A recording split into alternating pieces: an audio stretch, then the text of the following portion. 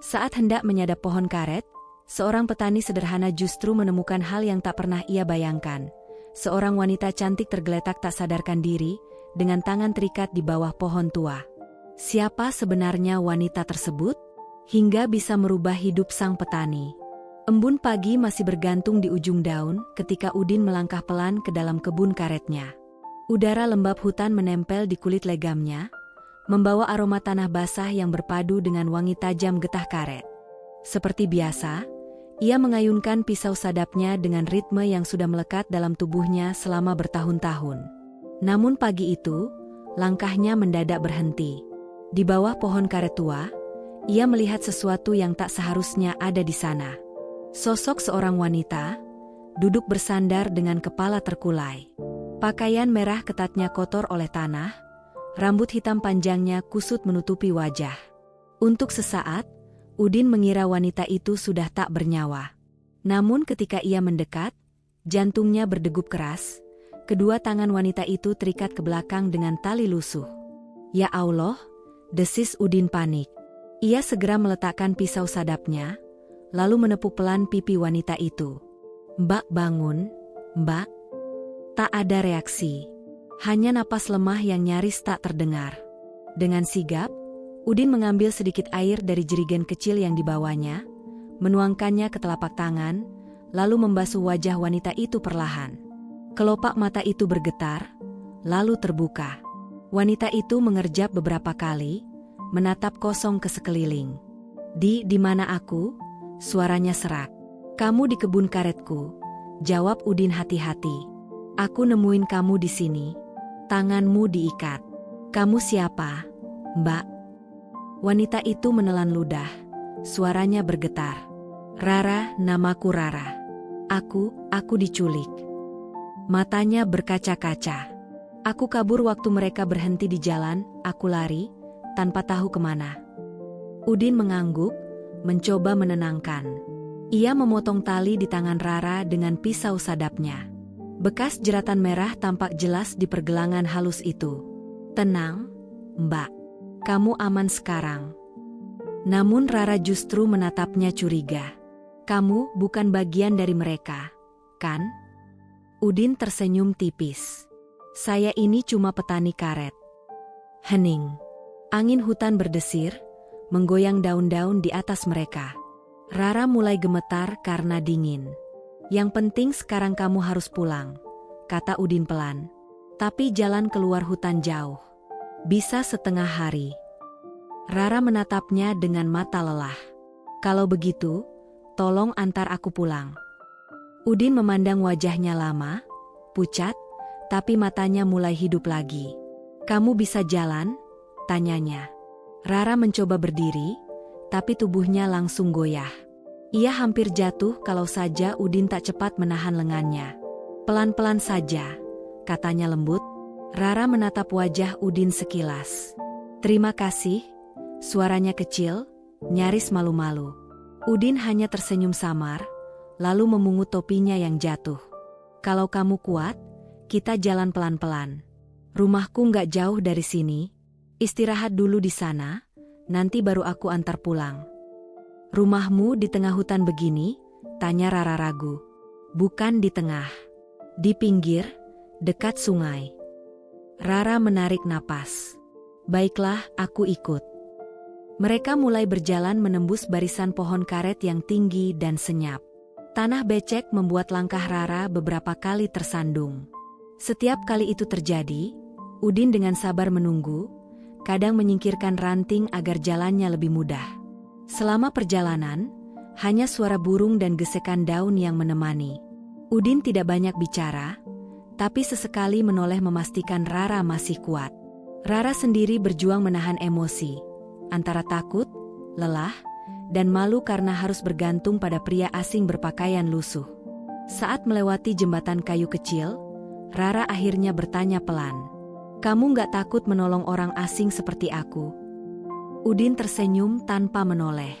"Kalau aku biarkan kamu di sana, nanti aku yang nggak tenang." Rara terdiam. Kata-kata itu sederhana, tapi entah mengapa terasa hangat. Untuk pertama kalinya sejak ia kabur, ia merasa sedikit aman. Langit mulai memudar dari biru menjadi keabu-abuan ketika mereka keluar dari jalur kebun karet. Di depan, tampak sebuah rumah kecil berdinding papan, atapnya dari seng yang sudah berkarat. Di tepi sungai yang tenang, sebuah perahu kayu terikat diam. Udin menarik napas lega. "Kita sudah sampai," katanya. Rara menatap rumah itu ragu. "Kamu tinggal di sini sendirian?" "Iya," jawab Udin singkat. "Sejak orang tuaku meninggal, aku hidup sendiri."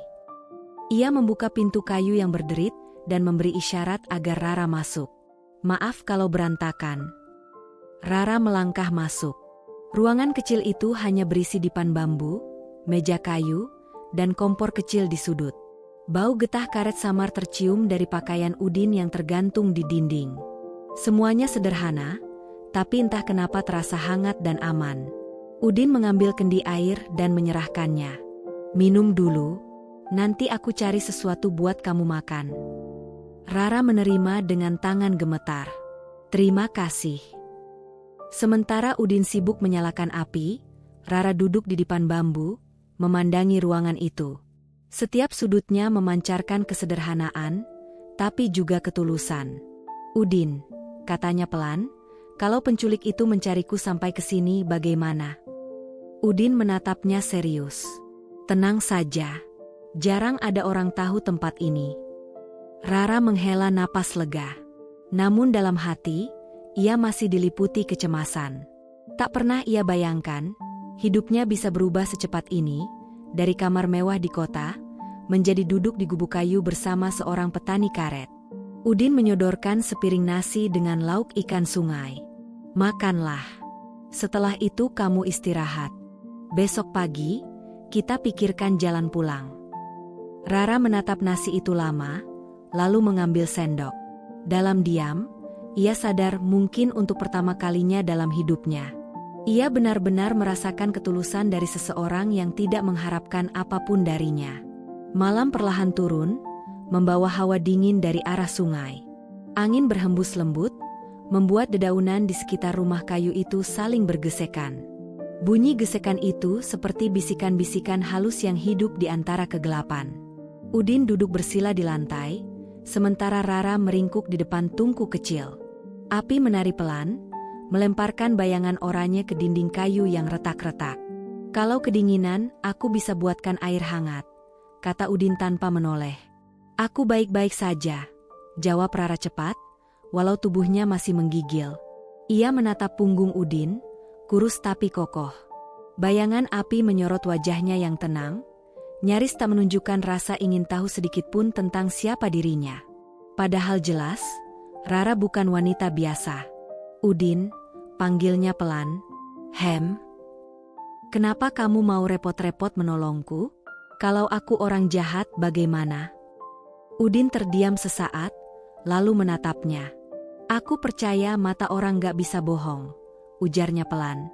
"Waktu kamu pingsan tadi, aku lihat ketakutan bukan kebencian." Ia tersenyum samar. Lagi pula, menolong orang itu bukan kerugian. Kata-kata itu sederhana, tapi bagi Rara terasa seperti tamparan lembut. Selama hidup, ia terlalu sering menilai orang dari uang dan penampilan. Dan malam ini, ia ditolong oleh seseorang yang tidak punya apa-apa, kecuali hati baiknya.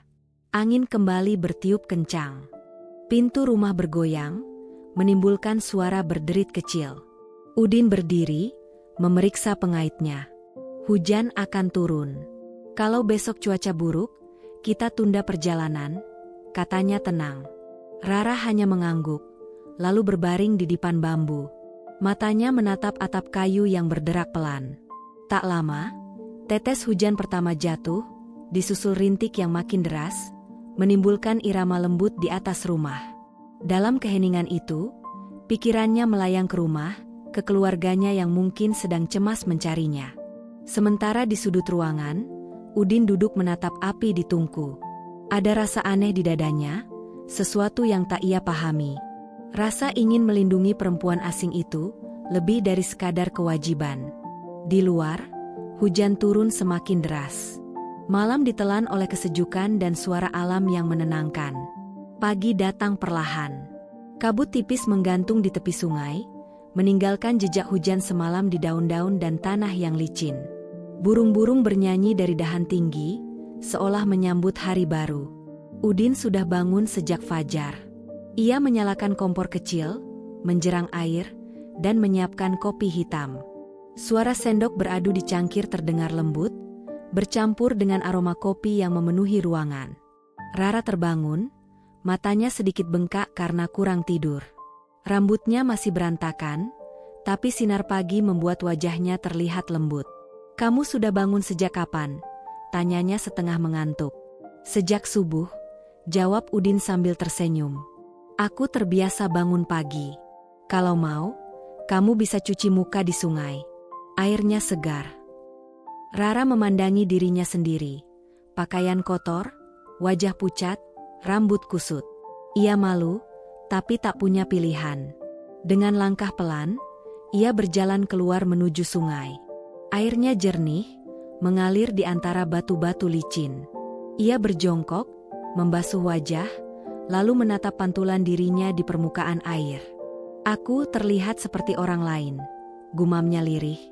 Dari jauh, Udin memperhatikannya diam-diam. Ada sesuatu dalam cara Rara menatap air itu, seperti seseorang yang baru saja tersadar bahwa dunia tak hanya milik orang kaya. Saat Rara kembali ke rumah, Udin sudah menyiapkan singkong rebus dan secangkir kopi panas. "Makan dulu sebelum kita jalan," katanya sederhana. Rara duduk, mencicipi singkong itu. "Rasanya enak juga," katanya, agak terkejut. Udin tertawa kecil. "Cuma makanan sederhana." Hening beberapa saat. Rara menatap Udin, lalu bertanya pelan, "Udin, kamu akan tetap hidup di sini selamanya?" Pertanyaan itu membuat Udin berhenti mengaduk kopinya. Ia menatap keluar jendela, ke arah pepohonan basah yang berkilau diterpa matahari. "Aku nggak tahu," katanya lirih. "Mungkin iya. Ini dunia yang aku mengerti." Siang itu, langit kembali cerah setelah 2 hari hujan. Udin dan Rara akhirnya memutuskan untuk melanjutkan perjalanan keluar dari hutan. Udin membawa kantong kresek berisi makanan dan air. Sementara Rara mengenakan sandal butut milik Udin. Kebesaran, tapi cukup untuk melindungi kakinya dari tanah becek. "Pegang pundakku kalau takut terpeleset," kata Udin sambil berjalan di depan. Rara mengangguk, tapi gengsinya membuat ia memilih berjalan sendiri. Namun baru beberapa langkah, kakinya terpeleset. Tubuhnya hampir jatuh, tapi Udin sigap menangkapnya. Sekilas, tubuh mereka nyaris bersentuhan. Wajah Rara memanas. "Aku sudah bilang, hati-hati," ujar Udin sambil tersenyum tipis. Rara mendengus kecil. "Aku bisa sendiri." Tapi setelah itu, langkahnya menjadi lebih pelan. Dan sesekali, diam-diam, tangannya menyentuh pundak Udin. Tanah yang licin membuat langkah mereka melambat. Udin dan Rara berjalan menyusuri jalan tanah yang dikelilingi pohon karet dan semak liar. Sesekali, Udin berhenti, memastikan arah, memastikan mereka tidak tersesat. Napas Rara mulai berat. Wajahnya basah oleh keringat, langkahnya gontai. Melihat itu, Udin memutuskan berhenti di bawah sebuah pohon besar. "Istirahat dulu sebentar," katanya lembut. "Kita belum setengah jalan."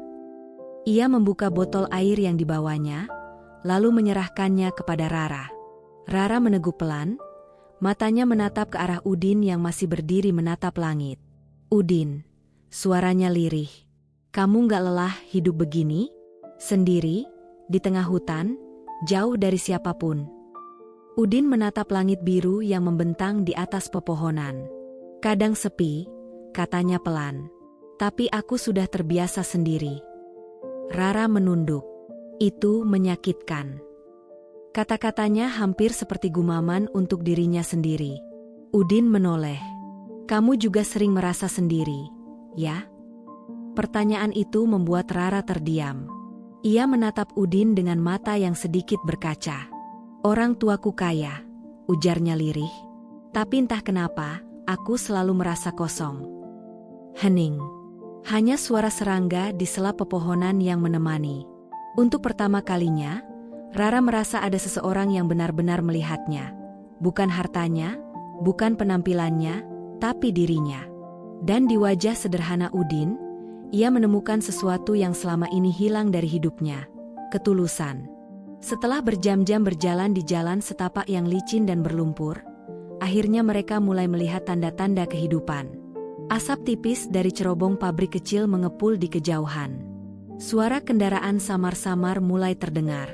Batas antara hutan dan kota mulai tampak jelas. Tanah becek perlahan berganti aspal, rerumputan berubah menjadi trotoar berdebu. Rara menarik napas panjang. Akhirnya kota, katanya, suaranya campur antara lega dan cemas. Udin mengangguk pelan. Ia menatap wajah Rara yang tampak letih tapi hidup. Rara memandangnya dalam-dalam. Di matanya, ada sesuatu yang berbeda, perasaan yang belum pernah ia kenal sebelumnya. Selama ini, ia terbiasa dengan orang-orang yang datang karena status dan uang. Tapi pria di depannya ini hanya datang karena kepedulian. Mereka berhenti di tepi jalan besar. Kendaraan melintas cepat, klakson bersahutan. Rara menatap keramaian itu dengan rasa canggung dan gugup. Ia, yang biasanya duduk nyaman di mobil mewah dengan sopir dan pengawal, kini berdiri di pinggir jalan, memakai pakaian kotor, bersama seorang petani sederhana yang bahkan tidak ia kenal seminggu lalu. Udin menepuk bahunya perlahan. Tenang. Kita jalan pelan-pelan saja. Aku pastikan kamu sampai rumah dengan aman. Rara menelan ludah. Ada perasaan campur aduk di dadanya. Malu, haru, tapi juga hangat. Rasa aman yang tulus, yang tak pernah ia rasakan bahkan di rumah sendiri. Mereka berjalan di trotoar perlahan. Rara memperhatikan hiruk-pikuk kota, klakson, langkah kaki, aroma asap kendaraan. Dan di tengah kebisingan itu, ia sadar. Dunia yang selama ini ia kenal, penuh kemewahan dan perhatian semu, ternyata tak selalu membuat hati bahagia. Kadang, kebahagiaan datang dari hal sederhana, dari seseorang yang tulus tanpa pamrih. Langkah mereka membawa pada batas antara dua dunia. Hutan yang sunyi, dan kota yang bising. Dan tanpa sadar, perjalanan itu telah mengubah cara pandang Rara, dan juga perasaannya. Tak lama kemudian, rumah mewah Rara tampak di kejauhan. Gerbang besi tinggi berdiri megah. Taman tertata rapi, bunga-bunga warna-warni bermekaran, dan deretan mobil mewah berkilau di halaman. Rara berhenti sejenak. Ia menatap rumah itu lama, jantungnya berdebar, bukan karena bahagia, tapi karena perasaan bersalah yang samar. Kita sampai, ujar Udin pelan. Rara menoleh, menatap wajah Udin yang sederhana namun menenangkan. Terima kasih, Udin, katanya akhirnya. Kalau bukan karena kamu, mungkin aku nggak akan selamat. Udin tersenyum tipis. Tidak perlu terima kasih. Yang penting kamu aman. Mereka berjalan melewati gerbang. Rara menunduk, merasa canggung dengan pakaian kotor dan sandal kebesaran yang ia pakai. Ia tahu betapa kontras dunia mereka berdua. Sesampainya di depan pintu rumah, seorang pelayan keluar tergesa. Mata Rara sempat berbinar, tapi kemudian redup. Aku sudah pulang, katanya pelan. Pelayan itu hanya mengangguk dan membantunya masuk. Sementara Udin tetap berdiri di luar, diam, memandangi rumah megah itu dengan pandangan campur rasa, antara lega dan hampa. Rara sempat menoleh. Udin, katanya dari balik pintu. Tunggu sebentar, ya. Aku mau kasih kabar dulu. Udin mengangguk. Baik. Di dalam rumah, Rara menelpon orang tuanya. Suaranya bergetar, penuh emosi, campur syukur dan lelah. Setelah telepon ditutup, ia menatap keluar jendela. Udin masih berdiri di sana, diam, setia menunggu. Perasaan aneh muncul dalam dadanya. Ada rasa terima kasih yang dalam, ada kekaguman, dan sedikit rasa bersalah, karena dunia pria itu begitu berbeda dari dunianya sendiri. Untuk pertama kalinya dalam hidupnya, Rara sadar. Ia terbiasa menuntut perhatian. Tapi belum pernah merasakan ketulusan seperti yang diberikan oleh seseorang yang bahkan tak mengenal siapa dirinya. Beberapa saat kemudian, Rara muncul kembali. Langkahnya pelan saat menuruni anak tangga menuju halaman. Di sana, Udin masih berdiri di tempat yang sama. Sederhana, tenang, dan penuh wibawa dalam kesunyian. Keberadaannya tampak kontras dengan dunia mewah di sekeliling rumah besar itu.